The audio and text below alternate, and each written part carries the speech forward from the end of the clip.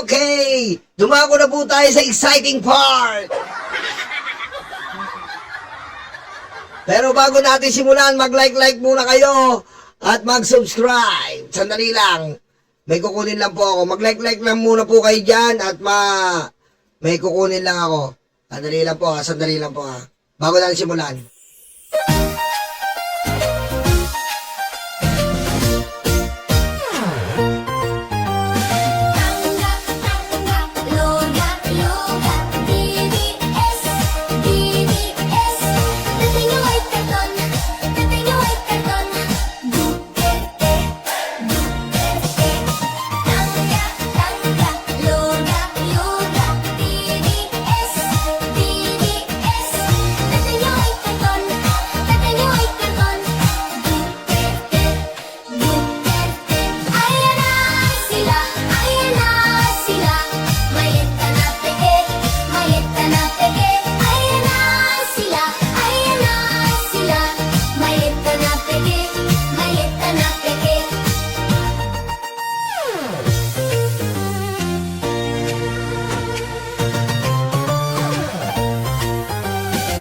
Ay, Sir Roger, mabait. Maraming salamat. Thank you. Okay, simulan na po natin. Ito na po yung sinasabi ko sa inyo nung nakaraan. Na ipi-play. Ayaw nyo maniwala sa akin. Di ba sinabi ko yan? Ipi-play lang po. Ha? Ipi-play lang po ang video ni Sarah. Automatic. Aray ko. Automatic na po. Gaya po na nangyari ngayon. Pinilay lang po. Dito na po tayo sa pagbabanta. Okay? Mamaya na tayo kay Suntay na manyak. Aray ko. Pakinggan natin. Meeting is your show. Kasi may kinausap na ako na tao. Ayun nga yung sabi ko dito, no? Kulang. Martin Romualdez! Putangin ninyo! Diba? Ganun yun eh, no? Putangin nyo! Lahat! Aray ko! Hindi sinama eh, no? Martin Romualdez, Bongbong Marcos, Lisa Marcos! Aray ko! No? Hindi sinama, men. Sayang naman. Sabi ko sa kanya, pag pinatay ako, patayin mo si BBM, si Lisa Araneta, at si Martin Romualdez. No joke. Nagbilin na ako, ma'am. Pag namatay ako, sabi ko, huwag ka tumigil na hanggang hindi mo mapatay sila. Your Honor, ayan po, direct from the horse's mouth yan. Wala na. Finish po yan. Direct from the horse's mouth. Kitang-kita nyo po at rinig nyo. Paano mo papasinungalingan yan ngayon? And, a threat to a president is impeachable because the conduct that being seen in this vice president is so miserable. She's so miserable. A China puppet. She's so miserable. Aray ko. And I don't understand. I could never hurt someone I love. She's all I got. She's so miserable. Aray ko. Diba? Miserable ang ugali po ng ating Vice Presidente. And tama po yung sinabi nila, the conduct itself is disgusting.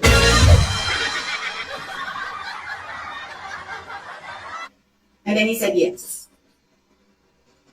Huwag ka mag-alala, ma'am, sa security ko. Kasi may kinausap na ako na tao. Sino ba yung kinausap mo? Sila Chika? Aha! Sila Chika ba ang assassin mo? Sila Chika ba? Dahil ang sabi ngayon, pagdudugtungin na natin ngayon yan, anong sabi sa Ramil Madriaga? Hindi naman po ako katulad ng ating Vice Presidente na may sariling assassin na mga colonel. Sino ba yung colonel ni Sarah? ko. Sila chika ba yung tinutukoy mo dito? Na kinausap mo para i-asasin ng Pangulo? Kaya ba binigay mo sa kanya ang lahat ng confidential funds? At ang confidential funds pala ay gagamitin mo lang sa pagtegi sa Pangulo? Abay hindot? Abay sala ang ugali. Sabi mo sa Batangas ay hindi maaari. Kapag ikaw ay sala ang ugali mo, abay makantan mo ang hindi mo nakakamtan. Aray ko. Hindi mo pwede yaang. Kami dito sa Batangas matapang kami pero hindi kami yung matapang lang ginagamit namin ng isipang. Abay ito nakikita nyo naman puro tapang lang. Ngayon daw po ang gusto ng mga Pilipino. Ngayon, puro tapang. Paano kung bobo? Tandaan po natin kapag tayo puro tapang wala akong mangyayari dyan. Katulad po dati, puro tapang. Ayan po, patayan ng patayan. Ngayon nasa ICC. Aray ko. Diba? Wag po tayo puro tapang din pag puro tapang tayo din mapupunta tayo sa ICC at makakamta natin pagsisisi. Kaya sa BBM, no joke.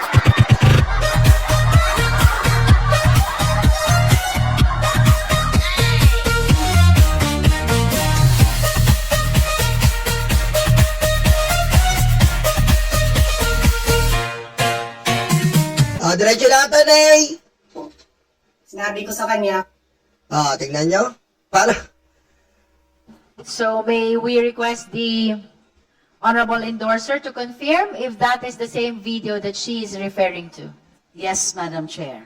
All right, so that is for the record. We show the video for the guidance of the justice members in the determination of... Kanina ko po talaga gusto mag-react kaso nanonood tayo. Ngayon, bigyan natin reaction to. Tingnan nyo po, bagong abogado, si Suntay, na minamanyak si Ant Cortez. Alam nyo po, mamaya talakayin natin yan. Kamanyakan yun Mamaya. Of sufficiency in substance. Are the members who wish to comment or manifest with respect to the fourth ground of impeachment or in relation to the video just presented? Madam Chair. O yan, pakinggan nyo yung kay Zamora. May punto to. Honorable Zamora. We are all familiar Himayin lang natin pagbigyan nyo ako, himayin lang natin. Ang daming punto po kanina dito Ang gaganda. with the actuations of the Vice President as seen in that video. That was, in fact, on November 23, 2024, and that took place after Sa house. It took place po yun sa house. Kung saan, doon po nangyari yun sa House of Representatives. Diyan po nangyari yun. Kung saan, nandun siya kasama ni Sulaika. Nakakontempo si Sulaika, pinuntahan niya. Ganun po siya agarapal. Binastos niya po yung word contempt. Pinasok niya yon. Sinamahan niya si Sulaika. Bawal na bawal po yun. Kasi pangimasok mo yun sa Legislative Department.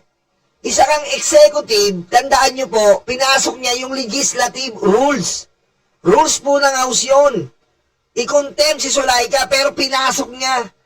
Ginamit niya mismo yung kapangyarihan niya. Violation din yun. Hindi nga natalakay dito Your Honor, we have the House rules here. And Sara Duterte coming from the Sulaika when in contempt, it's really a violation. Diba? May sariling rules ang House Pero si Sara, dahil vice-presidente siya, pwede siyang pumasok. Ginamit niya pa rin yung kapangyarihan niya, tigas ng mukha mo. Tapos, nag-live.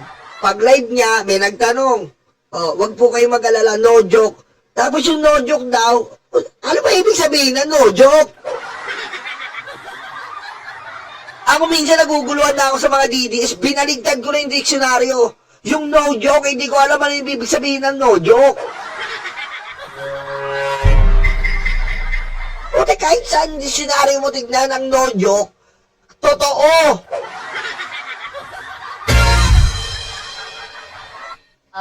Committee on Good Government had their proceedings, and well, we all knew what happened then. That was the time when Attorney Zulaika was detained. And well, it is incumbent upon us to point out the specific portions of the complaint. The Honorable Laila de Lima already mentioned, but it is clear here under paragraph 100 that the Vice President committed overt acts constituting impeachable offenses. It says here, and as we saw in the video, that on November 23, 2024, in a morning briefing Yes. with the media, Yes. Vice President Sara stated that she has talked to an assassin and had instructed him to kill President Marcos Jr., the First Lady, and the former Speaker of the House of Representatives. To continue, in paragraph 105, states here, instead of retracting what she said, Vice President Sara admittedly owned her previous statement. On November 26, 2024, she publicly confirmed that she had indeed talked to a person who could assassinate the president. The Kita first- mo?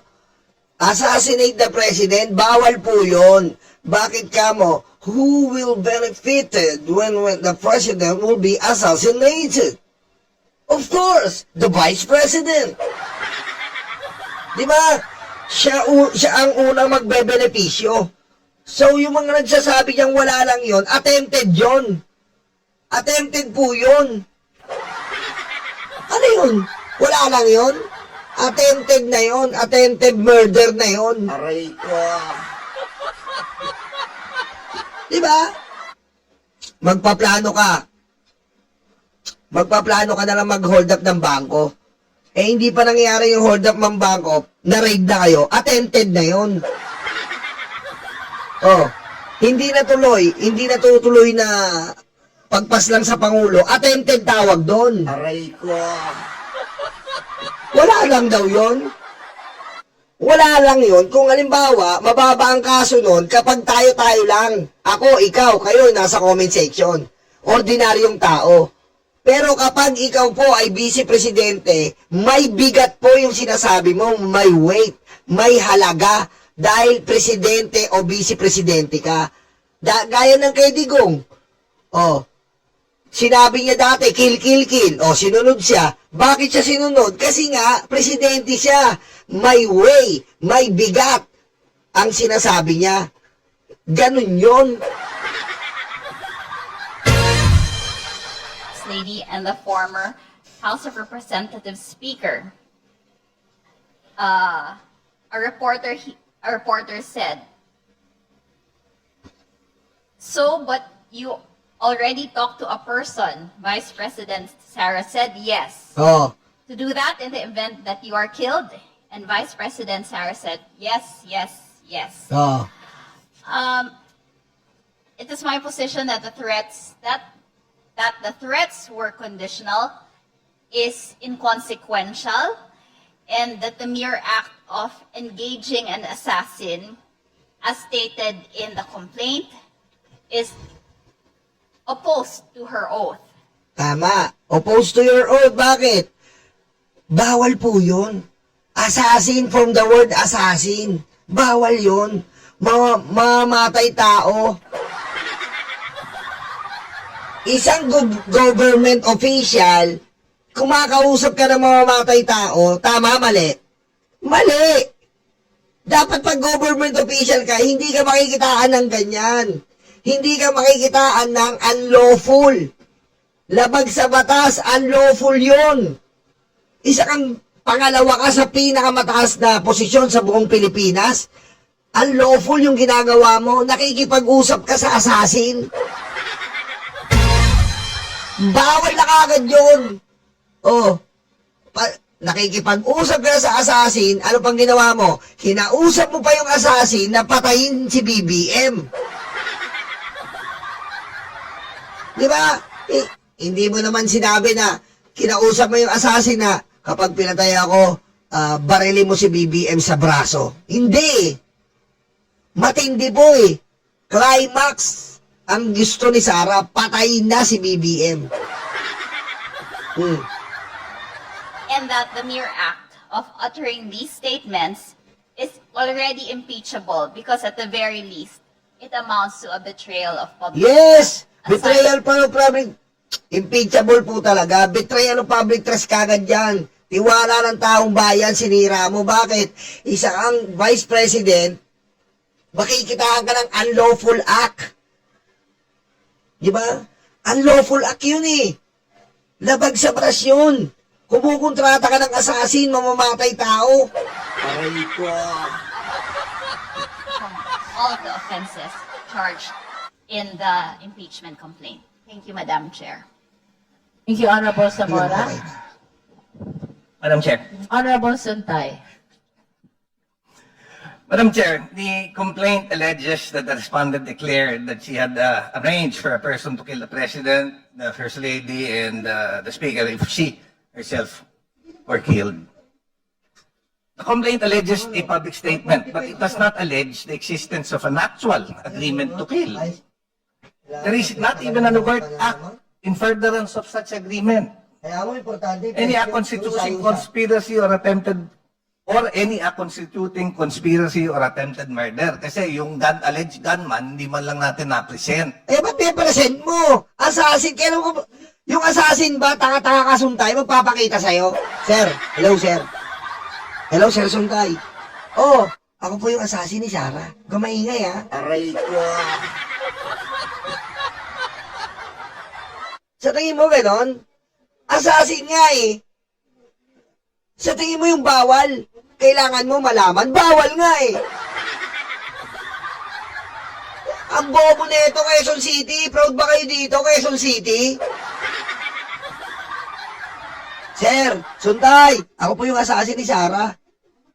O, ikaw pala, hindi ka nagpapakita. Eh, siyempre, sir, tago-tago lang tayo. Assassin tayo, eh. Hindi naman tayo tubero. Hindi naman tayo karpintero. Na isang kalabit mo lang nandiyan sa inyo, assassin po tayo, sir. Aray ko. As much as possible, sir, hindi po tayo nagpapakita. Tago lang tayo. Ang tanga eh, no? Ano ba to, Quezon City? Ito ba yung congressman nyo? Aray ko. Ano daw dati masasabi attempted daw? Eh, yung assassin, hindi man lang daw dati nakita. Saan ba yung assassin nagpresenta? Assassin po. Sir, assassin po. Present. Aray ko. Ang bobo naman na ito ni Suntay. Meron ba mag-a-assassin o papakilala pa? Assassin po, ito po ako. Siyempre yung assassin, hindi magpapakilala yan. As much as possible, tagong-tago siya dahil mag-a-assassinate niya eh. Yung assassinate ba magpapaalala pag may assassination? Sir, assassinate natin to ha. BBM, assassinate ka namin. Siguraduhin mo hindi ka namin makikita. Aray ko. Gaganon mo ba yun, Suntay? BBM, siguraduhin mo hindi ka namin makikita. Pinapa-assassinate ka. Tago-tago ha. Ano to tago-taguan? Baulit, taya? Boboy, no? Aray ko. Now, let's go to the doctrine of free speech. Which guarantees free speech and free press do not permit the state to forbid or prescribe the advocacy of the use of force. Ang bobo, free speech. Ito ako nanggigigil kanina eh. Free speech niya. Oo, free speech. Wala problema. Freedom of speech, freedom of expression. Di absolute yan. Hindi yan lahat malaya. Kapag ang freedom of speech, nakakalabag ka na ng mga rules and batas, mananagot ka. Oh, sige nga, pumunta ka sa airport, may freedom of speech, pero sabihin mo ano, may bomba akong dala. Oh, anong mangyayari sa'yo? Sabihin mo freedom of speech. Freedom of speech. Hindi siya absolute. Hindi siya yung talagang pwede lang sa lahat. Ang bobo na ito, Quezon City. Aray ko. Or of law violation, except where such advocacy is directed to inciting or producing imminent lawless action and is likely to incite or produce such action. Advocacy of violence or law-breaking is protected unless it is directed at inciting or producing imminent lawless action and is likely to produce such action. That was stated in Salonga versus Cruz. Oh, it is likely nga. Dahil sa kanya nga, nagmula eh. Sinabi niya eh. Oh, and titignan mo yan by position. Siya ay vice president. And by position, siya ang unang makikinabang at magbebenepisyo kapag namatay yung president. Oh, yun ang conspiracy doon. Aray ko. Bobo. Ano, 134 Skra 438. Now, kung makikita din natin doon sa statement ni doon sa video, and I'm glad that it was flashed on screen, which kasi in fact dapat nga hindi because it would be premature. As I mentioned, the video is not part of the complaint, but okay lang na ipakita natin dyan because it brings back yung ano natin Parang malaking halagay, Mami Jemba Racao eh. Lahat ng complaint sinalo niya, pinagtanggol niya, lahat din naman sa pulisya. Aray ko. Mami Jemba Racao, lahat sa pulisya. yung pag-aalala sa mga yan. The VP said that she had someone to kill. If she Oh, herself was killed, oh, lo and behold, they are both alive. So, ibig sabihin, ang bobo-butik. Papatayin lang daw yun kapag pinatay, hindi naman pinatay si Sarah. Alam mo ba sa abogado ba to? Alam mo ba sa konstitusyon, nakalagay doon yung intention, bawal yon. May intention siya eh. Kaya nga may sa batas merong kasong attempted. Ina-attempt mo pa lang, pinagpaplanuhan mo pa lang, may kaso ka na eh. May intention ka pa lang, may kaso ka na eh. Sa ordinaryong tao nga may attempted eh. Oh, may premeditated pa. Oh.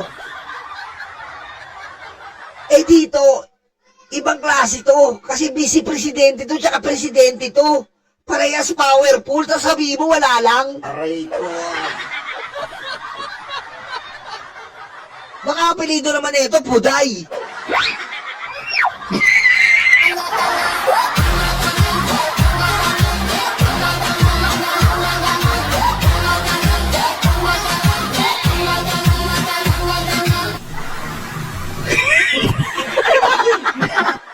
Walang pinagkaiba yan. Halimbawa ako, papainumin ko ng si Vinny Rod. Ayan si Vinny Rod. May isang baso ako. Sabi ni Vinny Rod, kumuha akong tubig, pare. O, kumuha akong tubig. Pero asido yun. Pero asido yun. Tapos, pagbigay ko kay Vinny Rod, ano sabi ni Vinny Rod? Ay, di na ako nauuwaw. Nasagi niya. Nakita niya, bumubula. Ibig mo sabihin, hindi naman siya namatay. Okay lang yun, lusot ako. Ganun ang interpretation niya eh. Hindi namatay si Vinny Rod. Dahil natuklasan niya, natapon niya eh. Bumubula yung ano eh, hindi pala tubig eh. So hindi siya namatay, natuklasan niya eh. So wala akong kaso. Dahil hindi naman siya namatay. Ganun ba yun? Ganun ba yun? Hindi ako magkakaso dahil hindi naman nainom ni Vinny Rod at hindi siya namatay? Wala lang yung plinano ko na painumin siya ng asido? Aray ko. Attempted yun eh. Attempted yun. Bawal yun. walang overt action which was done.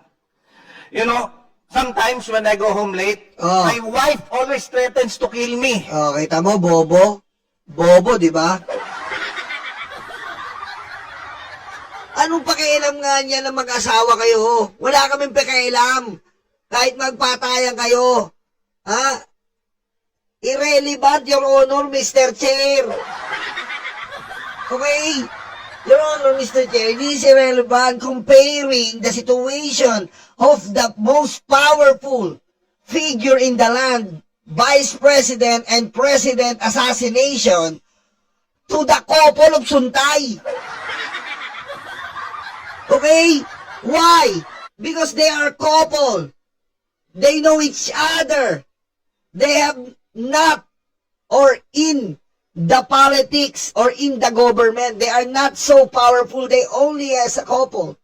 But in this case, Your Honor, the other side, this is the Vice President and this is the life of the President.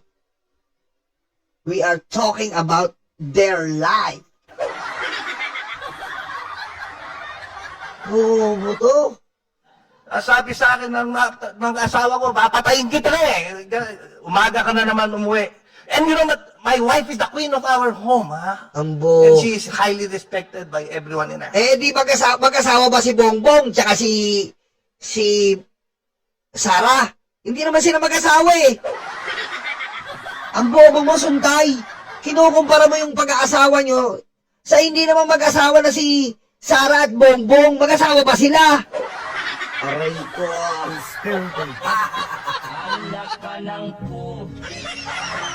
Bobo? But you know, I'm still alive. And my wife only kills me with love. Common sense dictates that if you are really serious in killing someone, you do not announce it to the whole world. Oo nga. Why would you announce that you will kill someone if you really intend to kill someone? Yun ang problema ni Sara, nabanggit niya sa sobrang galit niya. Eh, sasihin mo si Sara, nabanggit niya eh. Diba?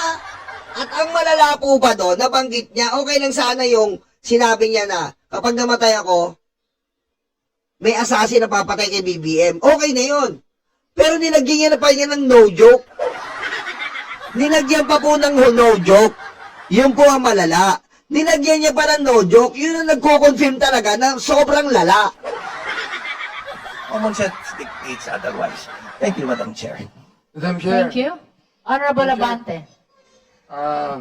with due respect to Congressman Suntay, I do not know if he is lawyering with for the Vice President, because I would even think that he is right now defending her. Pero ito you have seen the video. Whether it be that he is joking, that's between her, diba? Thing is this, that amounts to a credible threat Yes! against the President, the First Lady, and the Speaker. That is not political noise. Tama. It's like what he's saying about his wife. Oh, tama yun. Huwag mo ikukumpara yung mag-asawa kayo. Wala kaming pakialam sa buhay nyo. Peste kayo. Oh. Ikukumpara mo yung asawa mo at ikaw kung mag-asawa si BBM at si Sara. Aray ko. Ganun ang logic. Ikumpara mo sila kung mag-asawa rin sila. Hindi sila mag-asawa. Oh, magkalaban sila ngayon sa politika. Kaya merong mga serious and intentional and attempted na pwedeng mangyari na karahasan. Yun eh. Ano ba pinag-uugatan? Yung pagiging magkalaban sa politika na humahantong na kay Sara ng patayan. Aray ko. Ang bobo mo, Suntay. Aray ko. What he's saying about his wife is only political noise. Yes. No, but my wife But that a is not politician. political noise, Madam Chair. That is a red flag for national stability and Tama. constitutional order. Why? Red flag po talaga yun. Red flag. The Vice President is not a private citizen. The wife of Congressman Suntay is a private citizen, but not the Vice President. The office of the Vice President carries access, influence, and security resources. That is why the standard for public trust is higher, not lower. Tama. Kaya nga public trust to eh. Pagtitiwala ng publiko. Pag kailangan po ba magtiwala ang publiko sa'yo ganyan, may criminal mind ka? Kung sila lagi nila kinukumpara si BBM na adik, kailangan ba mamuno? Eh tayo, parang mamumuno criminal mind sa atin. Oh. Sinasabihan nila, hindi nga nila mapatunayan adik si BBM, pero kinukumpara nila adik ka namumuno sa atin, paano tayo nito? Eh tayo, legit na legit may ebidensya, criminal mind ang magiging presidente. Baliw! Ayan po talaga, baliw ang magiging presidente, mas malala. Aray ko. Chenchero mo ang awatin, galing ka lang sa ospital, mayabang ka. Thank you. Thank you very much. Madam Chair.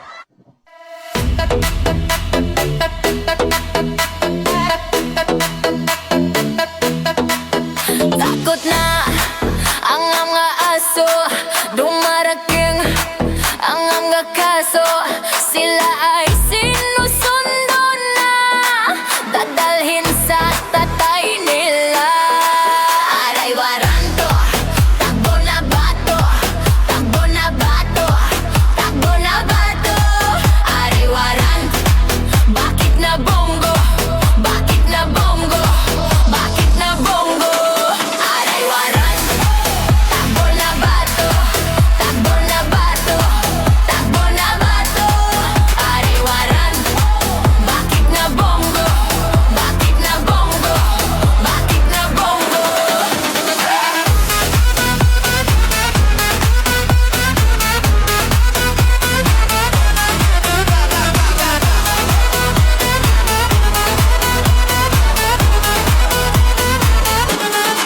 Sabi ni Lord, huwag masama, pero sila ay uborlalala.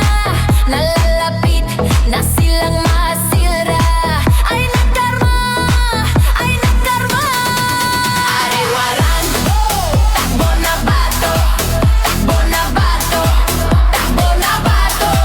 Aray waranto, bakit na bongo, bakit na bango, bakit na bongo.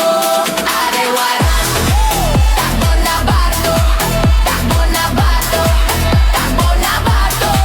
Aray waranto, bakit na bongo, bakit na bongo, bakit na bongo.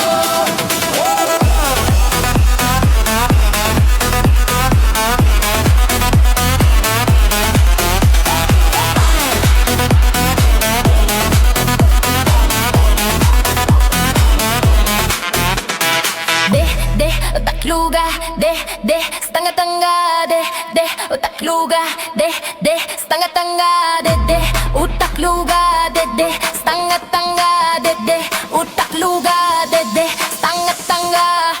De, stanga-tanga. De, stanga-tanga. De, stanga-tanga. Dede estanga agay waranto, takbo na bato, takbo na bato, takbo na bato. Aray waranto, bakit na bongo, bakit na bongo, bakit na bongo. Aray waranto, takbo na bato, takbo na bato, takbo na bato. Aray waranto, bakit na bongo, bakit na bongo, bakit na bongo. Kuduro yung betlog, tatay yung karton. Kuduro yung betlog, tatay yung karton. Kuduro yung betlog, tatay yung karton. Kuduro yung betlog, tatay yung karton.